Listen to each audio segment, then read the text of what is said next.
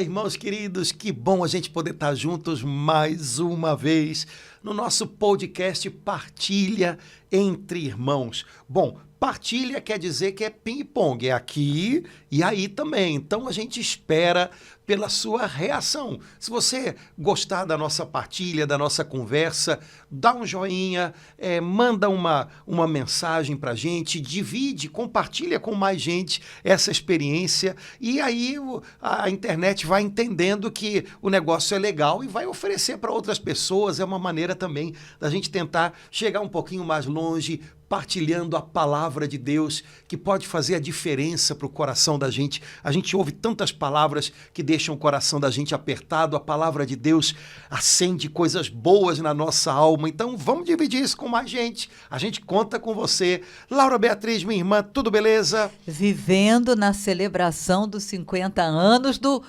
Bom Pastor, da comunidade Bom Pastor e do Bom Pastor que tem 2025, né? Pois é. Estamos ainda nas comemorações, nas festas. E como a gente prometeu na semana passada, a gente continua falando sobre o Bom Pastor.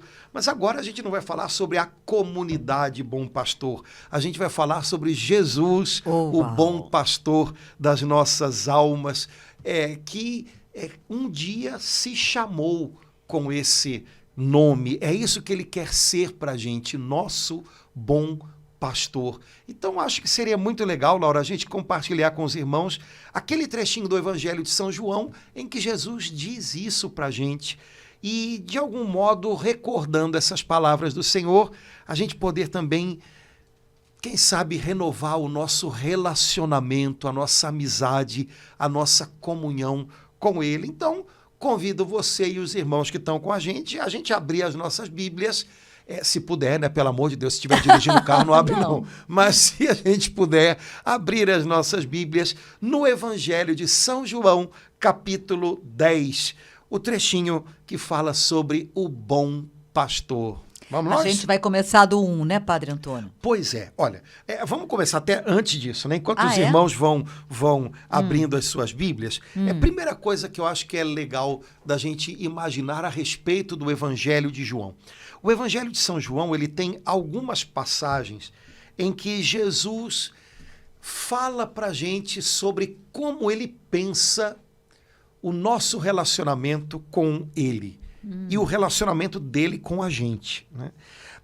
Não chegam a ser parábolas como a gente encontra nos outros evangelhos, em que Jesus conta histórias, mas ele utiliza imagens. Então, nesse sentido, são parábolas, porque são imagens que as pessoas do tempo, há 2000 anos atrás, certamente teriam facilidade em ter diante dos olhos, na sua cuca, na sua imaginação, e imagens com as quais Jesus fala como ele pensa a nossa vida com ele. No Evangelho de João, tem duas que me chamam mais a atenção, que eu acho que logo a gente lembra. Primeiro, Jesus diz, eu sou a videira, vocês são os ramos. É uma imagem, portanto, vamos usar essa expressão, é uma parábola, com a qual Jesus diz, olhem, é assim que eu vejo vocês e eu. Eu sou a videira, vocês são os ramos. Existe uma seiva, existe uma vitalidade que jorra de mim a vocês. Algo íntimo, algo interior, algo profundo. Uma mesma vida, um mesmo alimento que alcança vocês e que traz a vocês um vigor e que faz vocês verdejarem até o ponto de darem frutos. E aí Jesus explica essa imagem e diz coisas lindas sobre como ele pensa a nossa história com ele. Outra imagem é essa que a gente vai partilhar hoje. Eu sou o bom pastor. É assim que Jesus vê o relacionamento dele com a gente. O que ele quer ser na nossa vida e o que ele espera que a gente seja nas mãos dele. Eu sou o bom pastor. E ainda nessa imagem há um outro detalhe que a gente vai ver logo, logo. Jesus diz uma outra coisa. Laura, eu acho isso muito, muito, muito especial, porque o modo como a gente vê o nosso relacionamento com as pessoas que a gente ama, o modo como a gente vê o lugar da gente na vida delas, diz muito da intensidade que isso tem para o nosso coração. Exemplo, imagina que eu peça a uma mãe que conte para mim como ela vê a sua história, o seu relacionamento com o seu filho ou a sua filha. Eu tenho certeza que vai sair tanta coisa linda, tanta coisa intensa. Talvez essa mãe, por exemplo, lembre do dia em que ela soube que estava grávida. Talvez ela lembre do que ela sentia quando o neném estava no ventre dela. Talvez ela lembre do dia do parto, de como foi quando ela levou o neném para dentro de casa. Talvez ela lembre, eu tenho certeza que ela vai dizer o quanto a vida dela mudou desde o dia em que na vida dela chegou aquela figurinha, o seu filho, a sua filha. Eu tenho certeza que essa mãe vai lembrar dos dias em que ela passou por sacrifícios pelo filho ou pela filha, as noites que não foram dormidas, os dias em que ela teve medo de que acontecesse.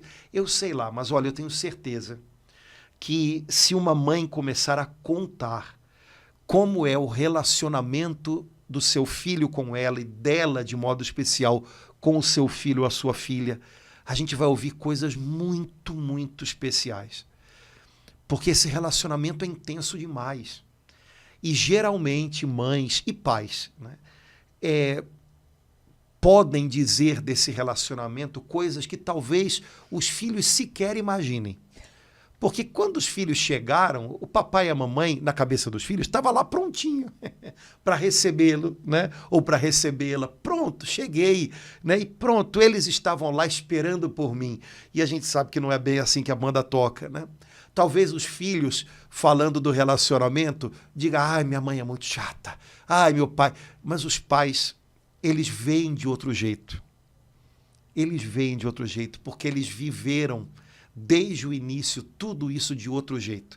Sabe, se a gente fosse falar do nosso relacionamento com Jesus, talvez a gente até dissesse coisas bonitas.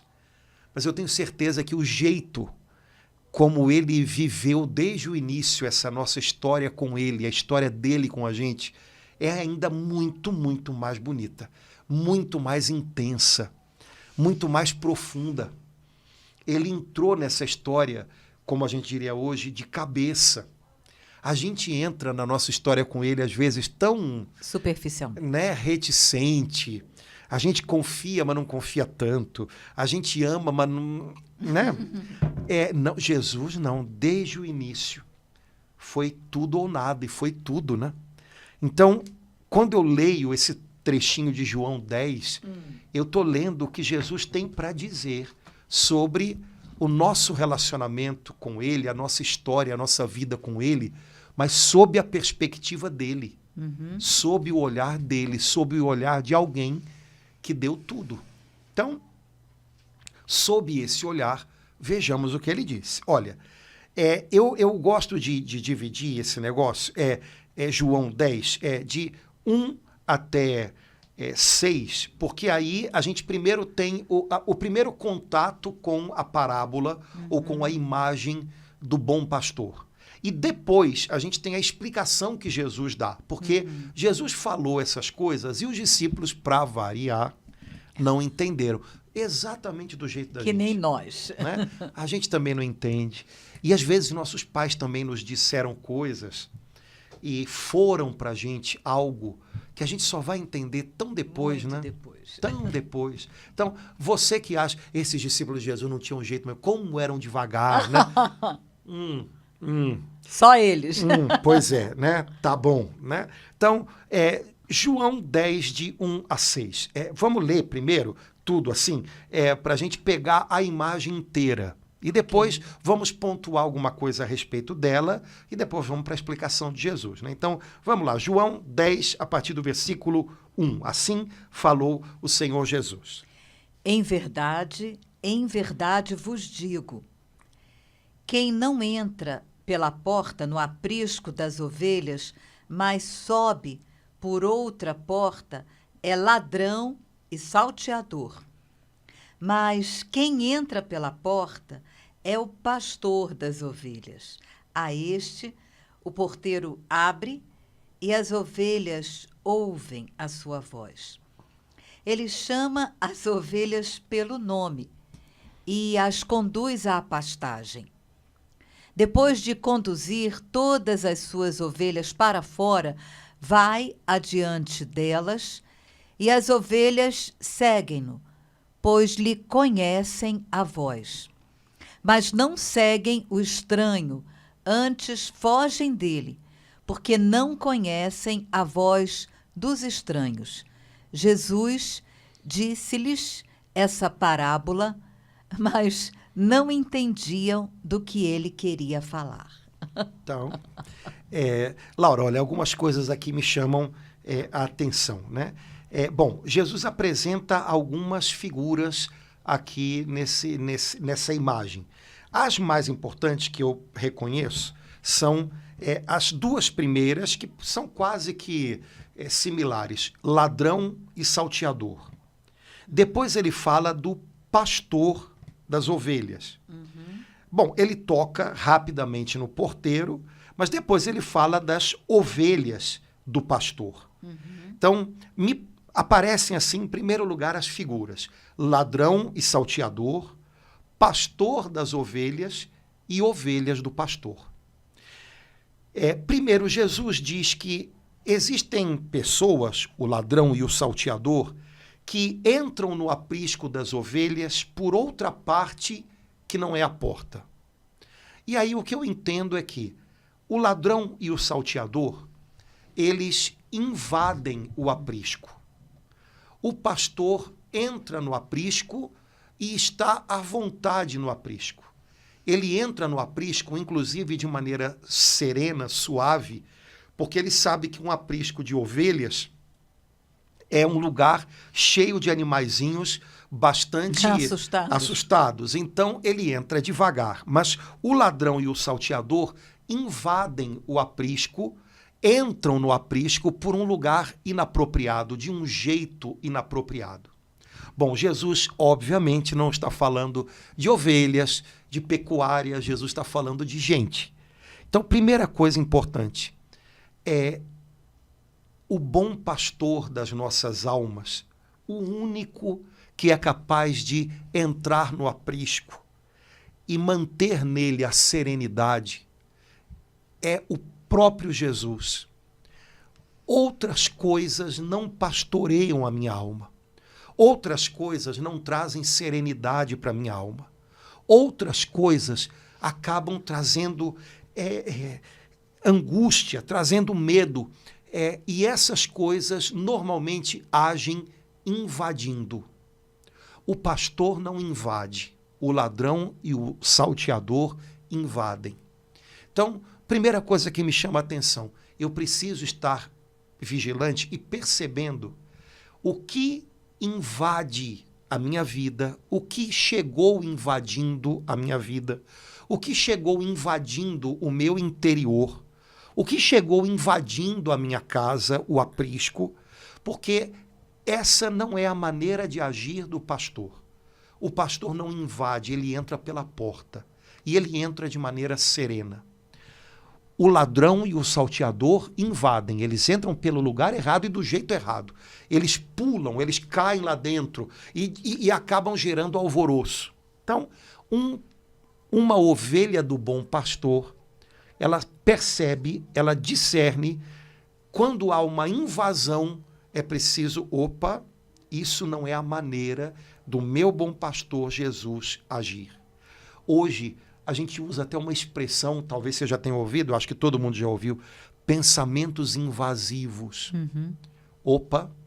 Quando eu perceber que há pensamentos invasivos, é preciso então que eu discirna, olha, eu não devo dar espaço, eu não devo dar vazão, eu não devo permitir que cresçam dentro de mim os pensamentos invasivos. Eles estão chegando de um jeito que não é legal.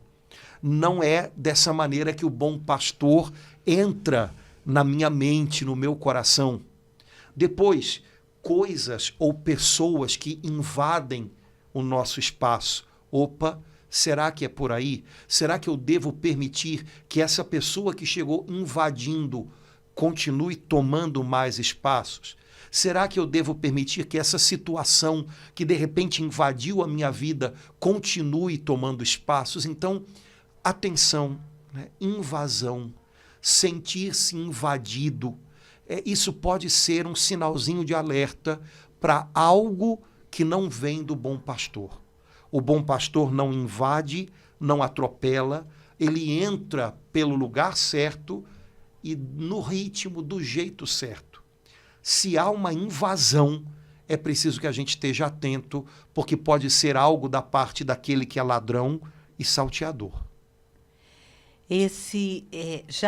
Então, assim, no segundo versículo, né, Jesus já nos faz um alerta, e ao mesmo tempo que ele fala algo tão forte e doce ao mesmo tempo, eu sou o bom pastor, mas nos alertando que, junto com esse bom pastor, ou quer dizer, junto que eu quero dizer assim, além do bom pastor, tem também alguém que não é o bom pastor, e é, assim, interessante quando ele fala o bom pastor, porque ele poderia simplesmente dizer o pastor, né, Padre Antônio? Sim. Já nos faz assim pensar, bom, então se ele é o bom pastor, existe um mau pastor, né?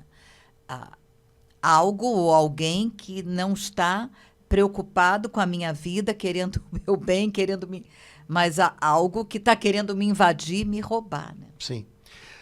Portanto, eu devo também saber ser vigilante. Jesus vai repetir isso logo depois, né? Esse apelo à vigilância, né? Agora, Laura, o ladrão e o salteador, ok. O pastor, as portas do aprisco são abertas para ele entrar, ele entra pela porta, e aí o pastor começa dizendo, olha, Jesus começa dizendo, as ovelhas ouvem a voz do pastor. O pastor chama as ovelhas pelo nome. O pastor as conduz à pastagem. As ovelhas conhecem a sua voz. E o seguem. A impressão que eu tenho é que muito do relacionamento do pastor com as ovelhas passa pela voz. Jesus está falando do relacionamento dele com a gente. Como o senhor falou no início, como uma mãe com um bebê, né? Exato. No começo, praticamente todo o relacionamento do bebê com a mãe passa por meio da voz, né? O neném ainda não tem tanta clareza de distinção, né? Jesus diz, elas ouvem a minha voz, elas conhecem a minha voz. Ele está falando dele e da gente. Eu as chamo. Portanto, o relacionamento do bom pastor com suas ovelhas passa muito pela voz. As ovelhas precisam aprender a reconhecer a sua voz. O pastor, quando quer que as ovelhas se movam, ele chama as ovelhas. Tudo passa pela voz. Estava conversando com você ainda há pouquinho que até pouco tempo atrás, quando eu lia essa passagem, existem algumas coisas que a gente imagina que são óbvias, né? Então, a voz quer dizer a palavra do bom pastor. Pronto. Então, as ovelhas conhecem a minha palavra, eu falo com as minhas ovelhas, ou, portanto, a minha palavra dá a direção para as ovelhas, e ok. Mas eu fui percebendo nessas últimas semanas que não é só a palavra, é a voz. E tem uma diferençazinha. Sim. Lembre que há 2000 anos atrás não havia maneiras de reproduzir a voz de uma pessoa. Hoje a gente grava. Né? A gente grava a voz de alguém, depois se eu quiser ouvir a voz de uma pessoa que não está ao meu lado, ou que já morreu, eu posso fazer isso. Mas há 2000 anos atrás, não. Eu só seria capaz de ouvir uma pessoa, ouvir a voz de uma pessoa, se eu estivesse próximo dela.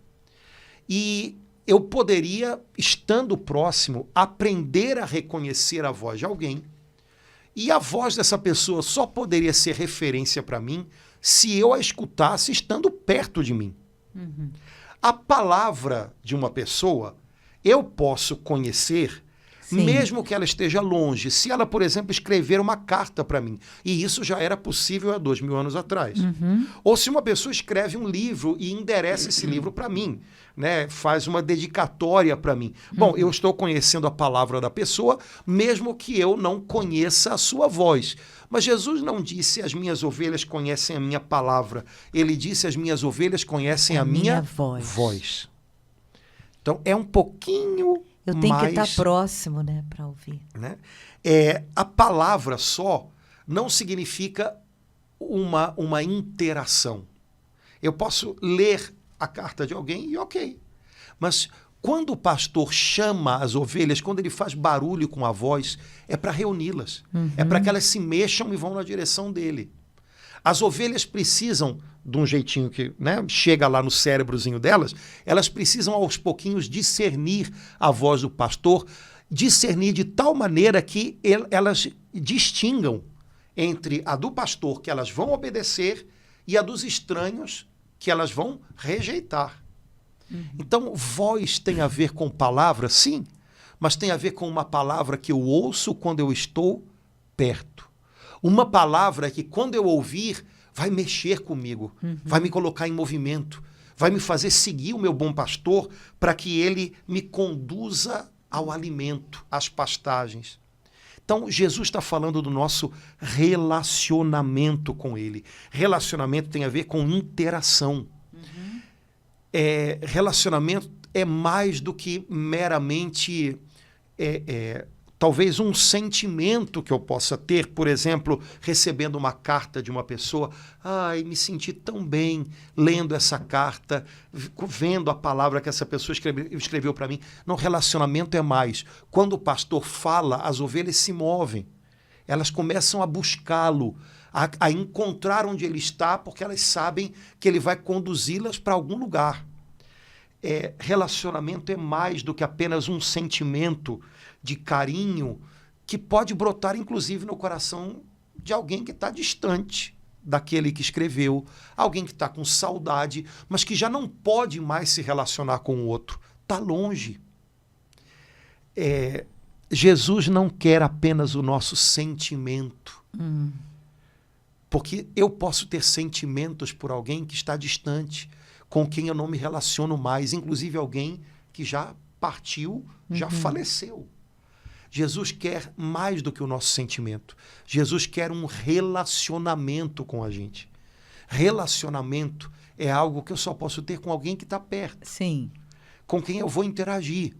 Alguém que vai dizer algo e eu vou dizer, é isso aí. Ou então, não concordo. Ou então, peraí que eu estou chegando. Sei lá. Né? Jesus quer o nosso relacionamento com ele.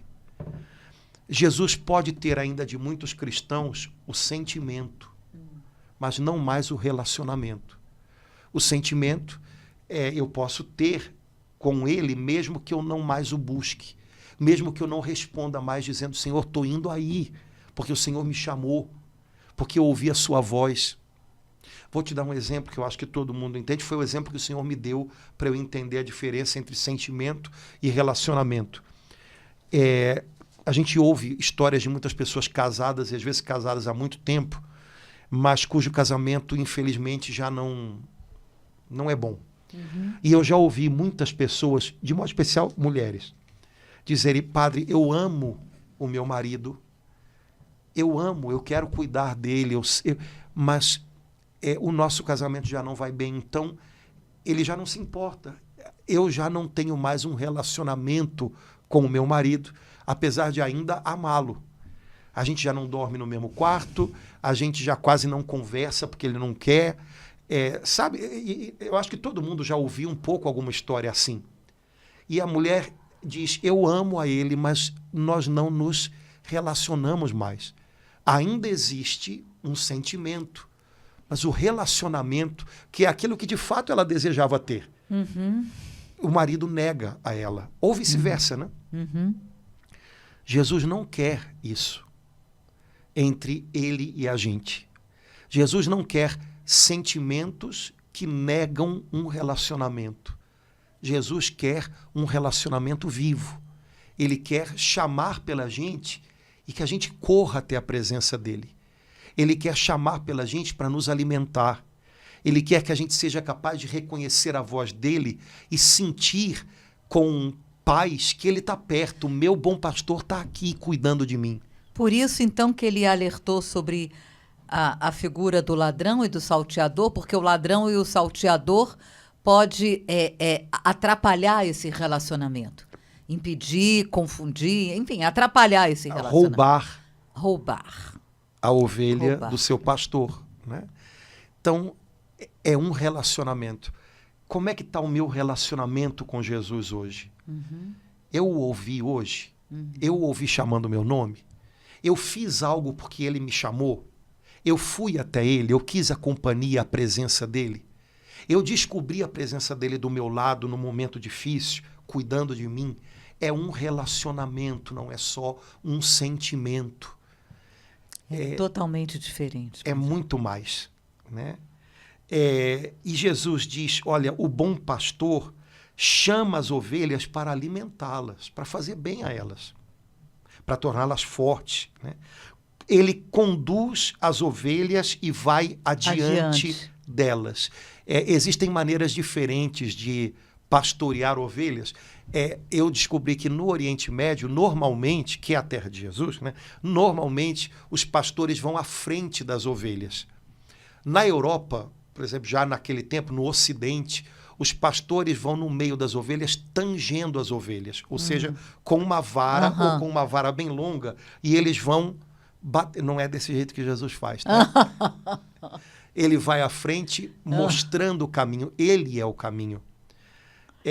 E de alguma maneira Jesus nos mostra que todo mundo pode ser um pouquinho de um jeito ou de outro na vida de outras pessoas, né? Ele foi à nossa frente, ou seja, ele não nos mostrou nenhum caminho que ele próprio não tivesse desbravado primeiro, mesmo quando esse caminho passou pela cruz. Jesus não diz para nós, tome sua cruz cada dia, como se fosse algo nosso. Não, primeiro ele fez isso. Então, Jesus vai na frente, Jesus mostra o caminho indo à frente. Jesus não tange a gente com uma vara, né? Mas, de alguma maneira, Jesus está dizendo, olha, você precisa fazer de um desses dois jeitos também, né? Ou você vai à frente das pessoas, desbravando caminhos para que elas sigam você,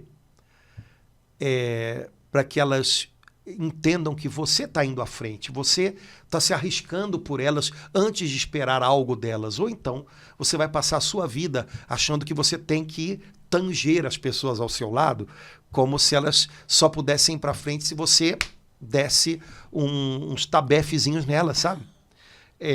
Porque no fundo, acho que todos nós entendemos isso, nós também temos uma tarefa na vida de outras pessoas de cuidar. Então, de alguma maneira, a gente também é chamado a aprender com o bom pastor o modo como a gente vai estar na vida das pessoas. Eu posso estar na vida das pessoas indo à frente, ou seja, movendo as pessoas à medida em que elas olham para mim e veem, não, mas essa pessoa está se dando também, essa pessoa está se arriscando, está investindo na nossa vida também. Ou eu posso andar no meio das pessoas batendo nelas, né? Achando que elas vão para frente só à base de pancada, né? Então, no fundo, eu preciso também decidir como é que eu quero cuidar das pessoas que Deus me deu, de um jeito ou de outro. Do jeito Jesus ou do jeito ladrão salteador. Sei lá, dando tabefe, né? Enfim, né? Então, o bom pastor vai adiante das ovelhas e elas o seguem, pois conhecem a sua voz. De novo, a voz, né? Aí, no versículo 5, outro alerta. Mas não seguem o estranho, antes fogem dele, porque não conhecem a voz dos estranhos. Laura, as ovelhas precisam saber fugir dos maus pastores, do ladrão, do salteador, fugir. Parece que às vezes a gente não só não foge, como a gente se joga nos braços dos maus pastores, né? Que necessariamente não são pessoas, podem ser pensamentos intrusivos, podem ser coisas que eu imagino que vão acalmar e apacentar o meu coração, quando na verdade só vão me fazer mal. Mas as ovelhas precisam fugir daquilo que é estranho ao bom pastor? Será que eu tenho sabido fugir daquilo que me atrai, mas que não tem o poder de apacentar o meu coração? Ou será que aquilo que me atrai, porque os maus pastores, de alguma maneira, eles também vão tentar atrair as ovelhas, né? Será que aquilo que me atrai, eu me jogo nos braços disso e quando vou ver, fui roubado das mãos do bom pastor? Perdi o meu relacionamento com o meu bom pastor. Eu preciso saber fugir. É interessante porque na cabeça de muita gente fugir é um verbo feio, né? Uhum. Fugir pode parecer covardia. Não tem momentos da nossa vida em que para vencer a gente tem que saber fugir. Não dar ouvidos àquilo que não é bom pastor para a gente. Né? Porque senão o que não é bom pastor vai, né, envolver a minha mente, o meu coração e vai me arrancar das mãos dele. E essa palavra fugir é muito forte, né, Padre Antônio? Poderia ter qualquer outra, mas fugir implica numa ação bem concreta, né? Numa ação, é um verbo de ação, implica no movimento. Eu não posso fugir e continuar no mesmo lugar. E fugir significa que há perigo. Sim. E Jesus usa a palavra fugir. Não sou eu que estou dizendo, eu tenho que fugir disso. Não, ele diz. Ele usa, né? Se você é minha ovelha, fuja dos estranhos. Fuja das vozes que poderiam confundir a sua mente. Fuja das vozes que gritam competindo com a minha voz na sua vida. Laura, existem coisas que a gente não percebe como perigo, mas que outras pessoas mais experientes percebem. Jesus aqui percebe perigos que a gente às vezes não nota. Como um pai ou uma mãe às vezes fazem com o filho. Meu filho sai, desce, isso é uma furada. Não vou deixar que você vá até... Não, eles veem um perigo que a gente não vê, mas eles sabem. Então Jesus está vendo aqui um perigo muito grande, por isso ele está dizendo fuja. Fuja dos estranhos que se intrometem entre eu e você. Fuja daquilo que não permite que você escute a minha voz. Fuja daquilo que se confunde com a minha voz e que quer apacentar você. Não deixe, fuja. Ou seja, Jesus está vendo perigos que sem ele a gente nem sequer nota. Mas a ovelha, depois que cai nas mãos do ladrão, do salteador, o salteador e o ladrão não pegam a ovelha para cuidar dela, mas para matá-la, né? Então, Jesus sabe do perigo. Jesus não brinca com a gente. Né? Quando Jesus diz fuja, ele não está brincando. Né? Então, a gente tem que estar atento a essas coisas todas. Né? Enfim, a partir do versículo 7, porque os discípulos, para variar, não estavam entendendo nada, Jesus começa a explicar. E aqui ele introduz uma outra imagem. Uma outra imagem, né? Então, na verdade, aqui são duas imagens que Jesus usa para falar de si próprio e do relacionamento dele com a gente. Né? Então, no versículo 7, Jesus tornou, né, a dizer-lhes, ou seja, começou a explicar. Em verdade vos digo, eu sou a porta das ovelhas. Todos quantos vieram antes de mim foram ladrões e salteadores, mas as ovelhas não os ouviram. Eu sou a porta. Se alguém entrar por mim, será salvo. Tanto entrará como sairá e encontrará pastagem. Então, dando uma paradinha aqui, porque depois ele volta para a imagem do pastor. Mas ele abriu, ele está usando imagens, então ele tá trabalhando com a imaginação da gente. Então, ele aqui introduz uma outra imagem. Eu sou a porta. Eu adoro esse negócio, porque a gente quando vai rezar, Senhor, meu bom pastor, meu Salvador, meu médico, a gente dificilmente fala, minha porta, né? Mas Jesus diz, eu sou a porta das ovelhas. Então ele diz, aquele que entrar por mim será salvo. Entrar por mim.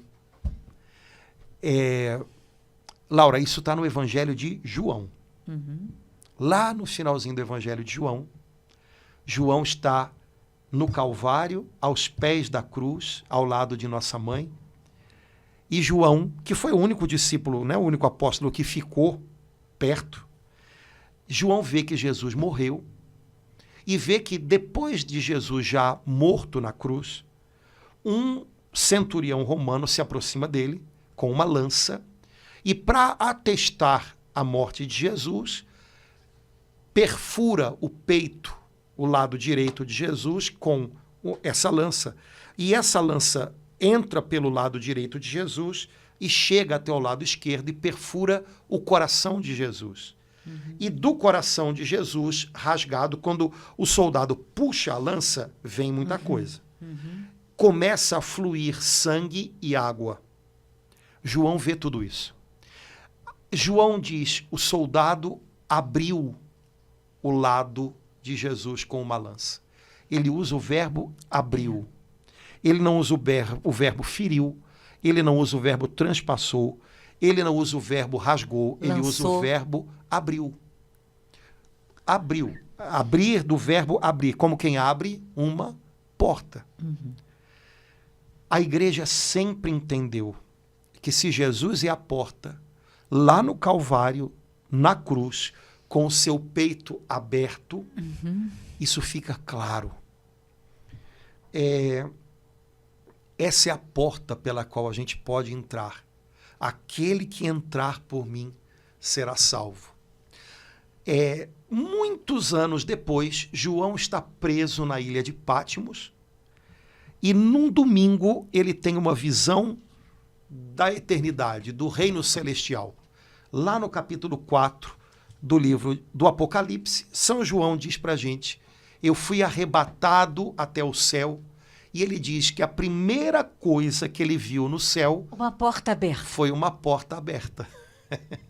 Eu acho que não foi uma porta aberta como tem nos desenhos animados, que muita gente imagina, né? O céu, um monte de nuvenzinhas e uma porta aberta. Eu acho que a primeira coisa que ele viu no céu foi Jesus com o seu peito aberto, pelo qual ele entrou e contemplou a glória celestial.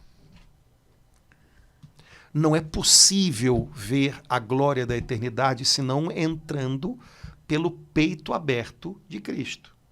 Eu vi uma porta aberta. Ele não só viu, como entrou por ela. Então, Jesus disse, eu sou a porta. João, aos pés da cruz, reconheceu, a porta foi aberta. João, em Patmos, contemplou o céu e a porta aberta. A porta continuava aberta. Ela foi aberta no Calvário para nunca mais fechar. Jesus, quando ressuscitou, ressuscitou com suas chagas gloriosas, mas abertas. A porta aberta não fechou. Jesus poderia ter ressuscitado, eu sempre penso isso. Por que ele não ressuscitou e pronto? Fecha as chagas. Fecha, estava no corpo glorioso. Podia estar sem nenhuma cicatriz. Não, mas ele manteve aberta. A porta continua aberta. Eu sou a porta das ovelhas. Aquele que entrar por mim será salvo. Não é Jesus e do lado a porta é ele. Entra por Jesus, entra pelo peito aberto de Jesus, entra pelo coração aberto de Jesus, entra pela alma aberta de Jesus, entra pela glória da divindade que habita plenamente nele, entra por Jesus, Filho de Deus que se fez homem, entra por ele e você vai ser salvo. Entra por ele e você vai estar a salvo em lugar seguro. E aqui nesse versículo que o senhor chamou a atenção, eu sempre fico intrigada, Padre Antônio. A gente já viu várias interpretações. Por que Jesus fala tanto entrará como sairá? Esse entrar e sair significa aqui que eu tenho essa possibilidade de sair e eu voltar e encontrar novamente a porta aberta que é ele? Sim, existem muitas maneiras, porque Jesus ele não explica cada pedacinho da imagem. Isso é que é legal. quando Jesus dá para a gente uma imagem, você pode ver muitas coisas nela. Então, eu posso sair e eu posso voltar. A porta continua aberta. É assim que eu entendo. Por outro lado, isso também afirma que as ovelhas são livres. Você sai e você entra. Você é livre. Jesus não aprisiona as suas ovelhas. Jesus as mantém livres. Por outro lado, Jesus é um acesso. Uma porta não é uma muralha. Se há uma porta, há possibilidade de entrar e sair, portanto, há um acesso. Não é um lugar intransponível, não é um lugar isolado. Jesus é acesso. Jesus é acesso para que nós possamos acessar ao Pai. E, no fundo, Jesus é acesso para que nós possamos acessar a gente mesmo. É verdade. Tem um dentro e fora aqui dentro, aqui também, né? E Jesus me ensina a entrar e sair. Ou seja, ele me ensina a ir aos outros, ele me ensina a voltar para permanecer comigo próprio. Ele me ensina a maneira certa de ir, ele me ensina quando é hora de voltar. Quando eu vou, eu não fico e não devo ficar disperso do lado de fora. Eu preciso saber a hora de voltar, porque às vezes é preciso voltar para um lugar seguro, para um aprisco de paz. Por outro lado, quando eu estou nesse aprisco de paz, eu não devo me isolar, eu preciso saber que há horas em que eu devo sair. Então, esse movimento, que no fundo é um movimento da vida. Saber a hora de sair, saber a hora de retornar. Saber a hora de estender a mão, saber a hora de esperar. Saber a hora de estar com os outros, saber a hora de estar só consigo. E esse movimento é Jesus quem me ensina a fazê-lo também. Em Jesus não há pessoas isoladas e não há pessoas dispersas. Aqueles que fazem de Jesus a porta, o acesso da sua vida, são pessoas que, no momento oportuno, sabem estar não isoladas, mas em segurança, dentro de si próprias. E aqueles que fazem de Jesus o seu acesso, a sua porta, sabem também a hora de ir e sabem o jeito de ir aos outros. Não se diluem, não se perdem do lado de fora. Eu acho isso muito interessante porque, se você parar para pensar, Laura, em todas as dimensões da vida, o movimento da vida é sempre esse: entrar e sair. Isso me tocou profundamente, Padre Antônio. Eu relacionei com aquele versículo da gloriosa liberdade dos filhos de Deus, porque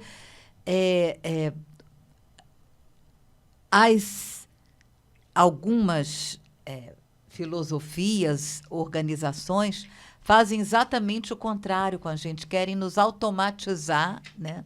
Porque é mais fácil, você tá... E Jesus, no seu amor incrível, grandioso, né?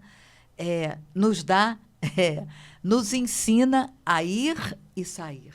O bom pastor não invade nem abusa. O que não é bom pastor é invasivo, e toda invasão oprime, abusa, rouba a liberdade. Pode ser um relacionamento afetivo, pode ser uma pertença religiosa, pode ser uma pertença a uma organização, inclusive até dentro da igreja. Quer dizer, se eu não vivo isso de uma maneira legal, até estar numa comunidade pode virar uma coisa meio paranoica, né? Uma coisa meio... Né? Pode ser uma pertença política e tantas outras coisas. Né? Tudo que não tem a ver com o bom pastor é invasivo e rouba os espaços, fecha os acessos. Eu deixo de ter acesso aos outros. Um relacionamento abusivo, o que faz? Emuralha a pessoa. Ela não tem mais portas, ela perde amizades. Uma pertença religiosa abusiva, o que faz? Fecha os acessos. Então, a pessoa que é daquele grupo, daquela organização, daquela comunidade, daquela seita, ela não convive mais com a família, com os outros. Porque para dominar, para invadir, para abusar, eu tenho que fechar os acessos. Uau, meu Deus. Então, é óbvio que tem acessos que eu devo, né, manter. Eu sou livre, eu posso estar até onde eu não deveria, mas eu não vou estar onde eu não deveria. Agora, eu não vou me deixar aprisionar permitindo que emuralhem, né, coloquem tijolos nos acessos que eu devo ter a outras pessoas, a amigos de outros ambientes, a minha própria família, a sei lá o quê. Né? Então, o bom pastor não fecha os acessos. Então, é interessante olhar a coisa por esse lado, por esse ângulo também. Né? Então, depois, uma frase que eu acho que é bem conhecida, né? O ladrão não vem senão para furtar, matar e destruir. Eu vim para que as ovelhas tenham vida e para que a tenham em abundância. Esse versículo ele é tão forte porque ele coloca muito claramente, Jesus quis que a gente tivesse uma compreensão clara, né? Aí, né, Padre Antônio, o que é... Primeiro, o que o ladrão faz, né? É roubar, matar e destruir, não é apenas roubar, né? Tem uma gradação aí nessa história, Tem né? um processo, né? E no mesmo versículo ele fala o que ele é e o que ele faz por nós, né? Porque bastava ele dizer vida, eu vos dou vida, mas ele fez questão de dizer vida e vida em abundância, né? É vida plena, né? Vida que preenche, né? Vida que vai além daquilo que eu poderia imaginar e avaliar para que eu mesmo não teria condições. Isso que eu entendo vida em abundância, né? Exato. A gente poderia imaginar muitas coisas interessantes. Vamos ficar devendo. Se a gente pegasse o original do Evangelho de São João em grego, talvez cada uma dessas palavras se abrisse para a gente de uma maneira ainda mais interessante, né?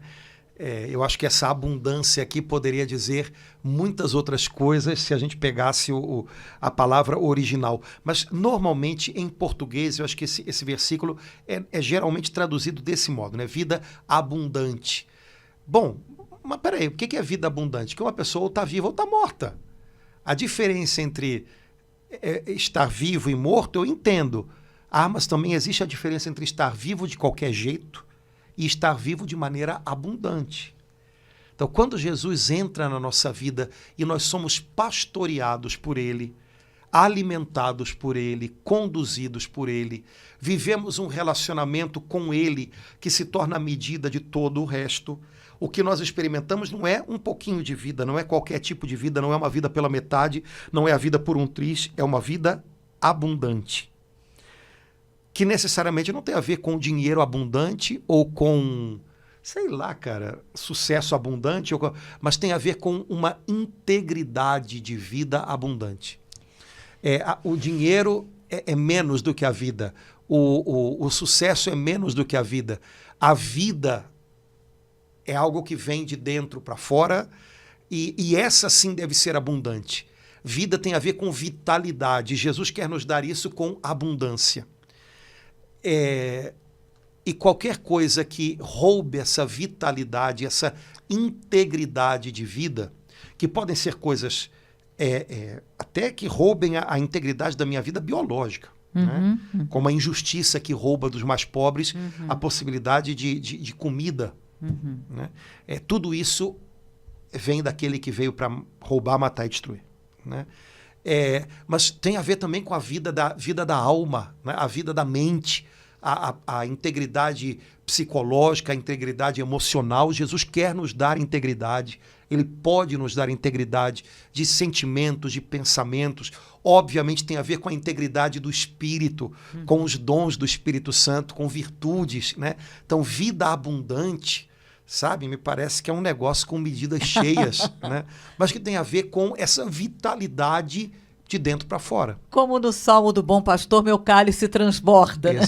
Exato. Né? Padre Antônio, eu estou fazendo uma leitura aqui que eu estou até assim me sentindo esquisita, porque eu estou caindo em mim de que eu, quando fazia essa leitura, eu só queria ficar com a parte do Bom Pastor. Eu deixava de lado tudo que ele falava. Mas só que no caso do versículo 10, João 10:10, no mesmo versículo, né, isso tá assim me fazendo refletir.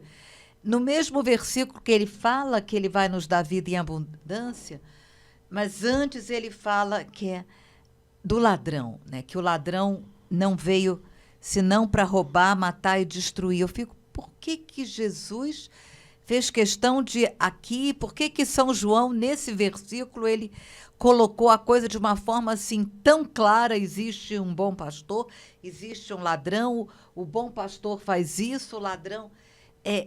quase como se fosse assim, sabe? Assim, você está entendendo o que eu estou querendo te dizer? Você está entendendo que existe um ladrão, que ele veio para roubar no primeiro momento, depois vem para acabar.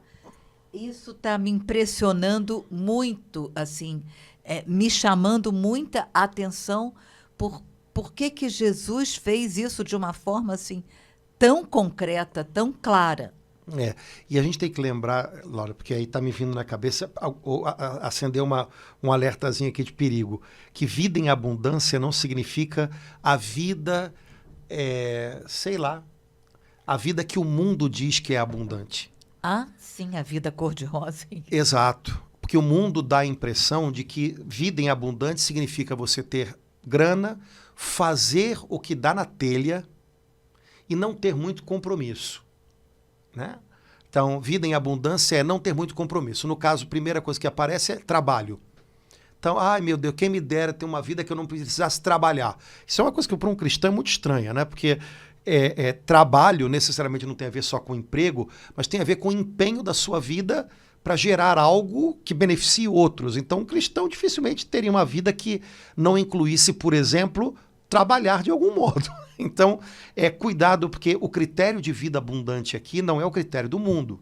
Outro exemplo, Jesus veio para me dar vida em abundância. Eu estou tendo muita dificuldade, muito problema com a minha família. Então quer saber de uma? Vou largar esse pessoal e agora eu vou ter vida abundante, do meu jeito, do jeito que eu quero. Não tem nada a ver com isso. Né? Pelo contrário. Né? Então, vida aqui não é a vida meramente biológica ou meramente mental. É essa vida que só com Deus a gente tem. Né? Vamos dizer assim, é uma vida que a gente chamaria, ao invés de abundante, eterna. É porque o problema é que na cabeça das pessoas, vida eterna é a vida que começa depois da morte. Vida eterna não é. Vida eterna é a vida que eu tenho com Cristo. Começa aqui e dura para sempre. Essa é a vida abundante. A vida que não inclui Cristo, ou que não vem de Cristo, não é abundante. Ela pode ter dinheiro, ela pode ter descompromisso, não tenho mais compromisso com o trabalho, não tenho mais compromisso com família, mas se não tem compromisso com Cristo, essa vida não é abundante. Padre Antônio, eu estou lembrando aqui da pessoa que a Congregação dos Santos colocou como venerável, uma brasileira, eu esqueci o nome dela, o senhor Maria sabe, de Lourdes, que ficou paralítica. 50 anos. E o rosto dela mostra assim, eu tive uma vida abundante aqui. Exato. Na cama todo o tempo. Trabalhou muito porque fundou uma organização de ajuda às pessoas com portadoras de deficiências, de necessidades especiais e tal. Na cama, ela se encontrou com Santa Dulce. Se eu não me engano, se encontrou com o Papa João Paulo II, São João Paulo II, na cama. E teve vida abundante, porque teve compromisso com Deus. Isso é vida abundante. A gente está vivendo num tempo muito ruim, em que se dá a impressão de que ter vida é não ter compromisso. Vida de verdade, vida legal, não tem compromisso. Mentira. Compromisso significa que eu encontrei alguma coisa que vale a pena. Não ter compromisso com nada, com ninguém, significa que eu ainda não encontrei nada que valesse a pena. Ou que vida miserável. Nossa. Né? Então, cuidado, porque o ladrão que vem para roubar, matar e destruir pode fazer com que uma pessoa que não é apacentada pelo bom pastor, que não está ouvindo a sua voz, que está se deixando levar pelos estranhos, imagine então que se a minha vida familiar está sendo muito desafiadora agora, quer saber, então, para eu ter a vida que eu pedi a Deus, a vida que eu quero, eu vou largar esse pessoal de mão. Sim, então, parabéns. O ladrão já começou roubando, né? Tá roubando sua casa, daqui a pouco tá roubando seus filhos, né? Daqui a pouco ele acaba o trabalho, ele mata e destrói. Né? Então, pronto, resolvido. Vigilância. Vigilância. Né?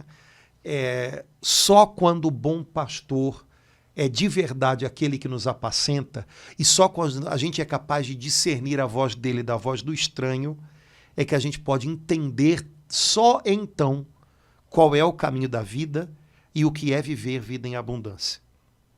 Caso contrário, o mundo, né, que é porta aberta para tantas coisas que não são do bom pastor, ele pode me seduzir e me dar a impressão, né, de que vida em abundância é vida sem compromisso, vida com muito dinheiro, sei lá, vida em abundância é a vida que eu recebo das mãos de Cristo e que o mundo não pode arrancar de mim e que vale a pena, vale compromisso.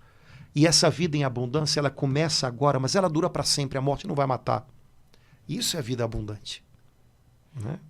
Padre Antônio, eu estou voltando aqui àquela palavra fuga que o senhor falou no início, né? A gente está no advento, o senhor está falando de vigilância, como a gente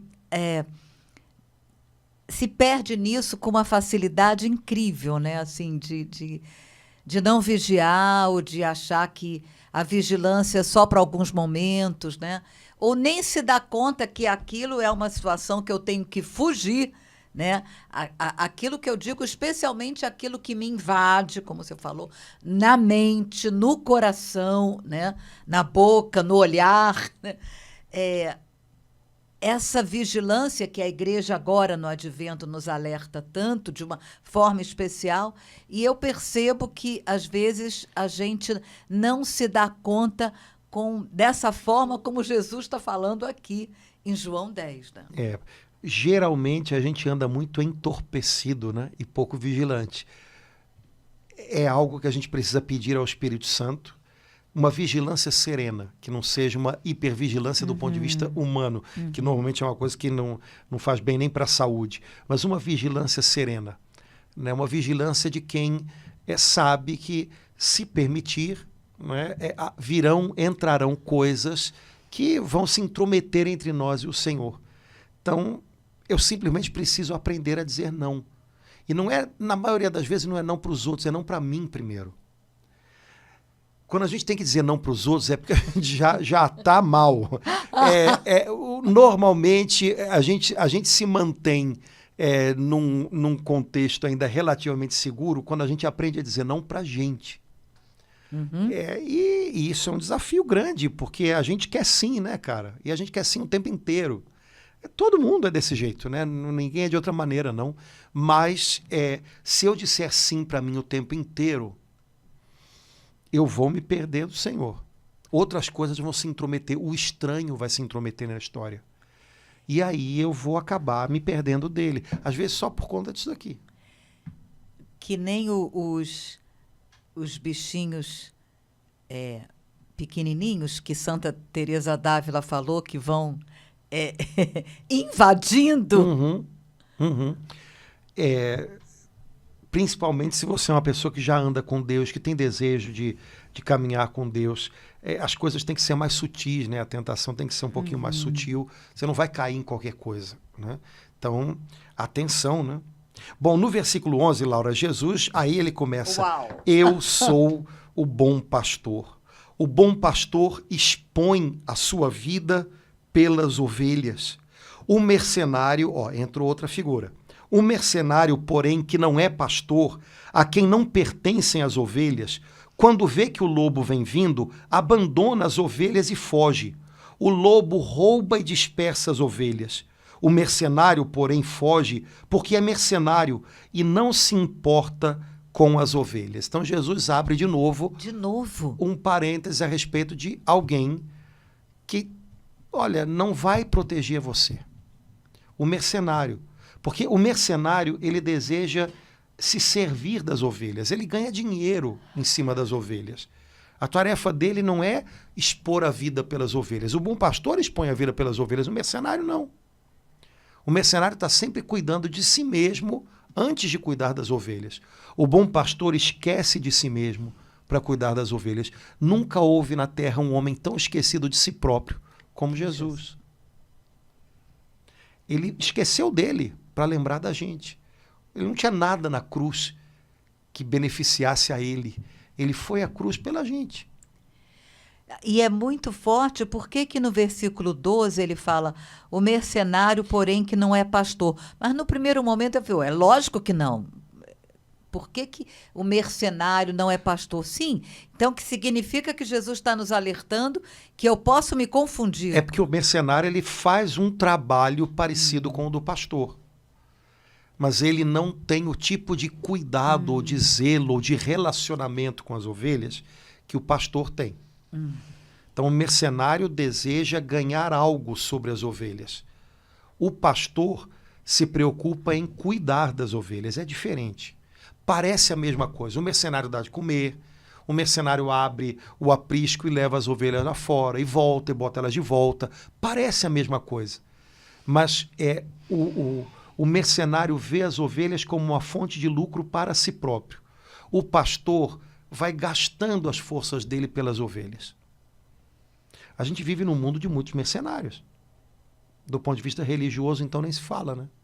Porque, aparentemente, fazem o trabalho que é trabalho de pastor, o trabalho de cuidar, de alimentar. Mas o propósito é ganhar algo sobre as ovelhas. Eles têm um interesse pessoal sobre as ovelhas. O pastor tem um interesse de cuidar das ovelhas, ainda que isso signifique esquecer um pouco dele próprio. Então, colocar-se nas mãos de um mercenário significa que você vai receber alimento. Tá? Você vai ser colocado no aprisco, mas você está em perigo. Então, né? Versículo 14, eu sou o bom pastor, conheço as minhas ovelhas, e as minhas ovelhas conhecem a mim, como meu Pai me conhece, e eu conheço o Pai. Esse pedacinho para mim é o uau. Porque o tipo de relacionamento que Jesus está dizendo que é o relacionamento entre ele, o bom pastor, e as suas ovelhas, é o mesmo tipo de relacionamento entre ele e o Pai. É como se fosse uma cascata de amor, assim, se derramando. É um mesmo amor, é um mesmo tipo de relacionamento, é uma mesma proximidade, é um mesmo tipo de cuidado, é um mesmo tipo de intimidade. Né? Conheço minhas ovelhas e elas me conhecem da mesma maneira como meu Pai me conhece e eu conheço o Pai. Bom, que Jesus me conheça como o Pai o conhece é lindo. Agora, que eu conheça Jesus como ele conhece o Pai, aí ele está me chamando a um nível, a um grau de intimidade com ele muito grande, que talvez eu nunca tenha imaginado que é o que Jesus quer ter comigo. E aí fica, voltando aqui a carinha, aqui, até para o irmão que está lá em casa, você já imaginou que é esse o tipo de relacionamento que Jesus quer ter com você? Que Jesus me conheça como o Pai conhece a ele. Ah, que bom, eu sei que o Senhor me conhece melhor do que ninguém. Eu sei que o Senhor sabe de mim. Até vou cantar, Senhor, eu sei que tu me sonda, né? Ok. Agora, continua a história. Ele quer que você conheça a ele como ele conhece o Pai. Jesus conhece o Pai por dentro. Jesus quer que você o conheça por dentro. Jesus conhece o Pai sem deixar nada de fora. Toda a extensão da glória do Pai, Jesus a conhece porque o Pai deu a ele. Jesus quer que você o conheça em toda a extensão da glória dele, em toda a extensão do amor dele, como o apóstolo Paulo diz, a grandeza, né, a largura, a profundidade, tudo. Né? Nada do lado de fora, nada do lado de fora. E aí, Laura, isso é que é lindo, né? Mas como eu posso conhecê-lo assim? Sendo cheio do Espírito Santo. Sendo cheio do Espírito Santo. O Espírito Santo me faz conhecer a Jesus como Jesus conhece o Pai. Sem deixar nada do lado de fora. Mas é grande demais, mas o Espírito Santo é Deus que vem morar aqui. Então é o grande demais vindo morar aqui. E aí ele me revela Jesus. Ele me dá Jesus. Esse é o tipo de relacionamento que Jesus quer ter com a gente. Tão intenso, tão pessoal, tão profundo, tão vital, como só um Deus poderia ter conosco. Portanto, irmãos, esse relacionamento preenche as medidas da gente, é sobrenatural, é grandioso, é profundo, é satisfatório, é planificante, é tudo, é tudo. E não é para poucos, né, Padre Antônio? É para todos, né? Não é para alguns escolhidos. É para mim, é para você, é para o irmão que está em casa. Todos. Né? É para nós, né? É para os mais pequenos. É para os mais pequenos. Com quem ninguém talvez queira se relacionar, com quem ninguém se importe, com quem nenhum mercenário imagina ganhar nada. O bom pastor deu a vida por eles e quer se entregar a cada um deles do mesmo jeito. Né? Então, esse é o convite de Jesus para nós. É assim que eu vejo o meu relacionamento com você. E aí, como é que você está vendo o seu relacionamento com Jesus agora? Será que a gente pode viver tudo isso mais intensamente? Pois, olha, eu acho que é uma descoberta e maravilhosa. Tanto, né? Então, vamos viver essa descoberta, né? E caiu tão bem de ser no Advento, né, Padre Antônio? Preparando a gente nesse tempo forte que a igreja nos dá e que às vezes a gente passa correndo porque, né? Então foi providencial a gente ter refletido agora no início do Advento para a gente poder viver bem e não se deixar levar pelo corre-corre, mas poder, assim, parar um pouco para ouvir o bom pastor. Isso aí, Laura. Então fica o convite. Vamos ouvir a voz do nosso bom pastor, só que para ouvir a voz dele, ó, pertinho, chega chega dia perto. A dia, tira um tempinho para estar com ele, reza, busca a sua Bíblia, abre a ela, lê um trechinho do Novo Testamento, transforma esse trechinho numa conversa com Jesus, chega pertinho dele, você vai ouvir, essa voz é suave, mas ela é firme para mostrar a direção para a gente. Amém. Vamos nós, Laura Beatriz, coragem, vamos lá. Coragem. Irmãos queridos, um abração, até a próxima, se Deus quiser, tamo juntos. Se Deus quiser, tchau, irmão.